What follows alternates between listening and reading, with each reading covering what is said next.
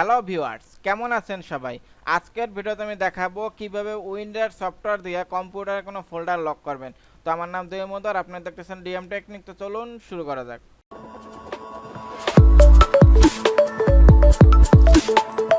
তো এই জন্য প্রথমে কম্পিউটারে যাবেন, এরপর আপনারা যে ড্রাইভের যে ফোল্ডারটা লক করবেন সেখানে যাবেন। তো ধরেন আমি নেসেসারির একটা ফোল্ডার লক করে দেখাবো, এখানে যাই দিবা এই ফোল্ডারটা আমি লক করব। এটার উপর প্রথমে ক্লিক করবেন, এরপর রাইট ক্লিক করবেন, এরপর যাবেন অ্যাড টু আর্কাইভ।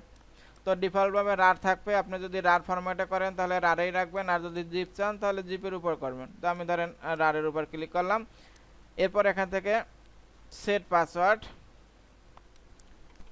পাসওয়ার্ড দেবেন, এখানে আবার সেম পাসওয়ার্ড দেবেন। তো দুইটা ঠিক আছে কিনা দেখার জন্য এখানে শো পাসওয়ার্ড দিলে এটা দেখতে পারবেন। এরপর ওকে, এরপর আবার ওকে। এখন দেখে এটা লক হয়েছে কিনা। দেখেন এই ছবিটা ওপেন করতে গেলে পাসওয়ার্ড চাচ্ছে। তা উইন্ডার দিয়ে লক করলে এটা কিন্তু খুবই ভালো শক্তিশালী একটা লক। তো এই ছিল আমার ভিডিও। এটা বুঝতে যদি আপনাদের কোনো সমস্যা হয় তাহলে অবশ্যই কমেন্ট করবেন, আমি রিপ্লাই দেবো। ভালো থাকবেন সবাই, নিজের খেয়াল রাখবেন। Thank you, bye, take care.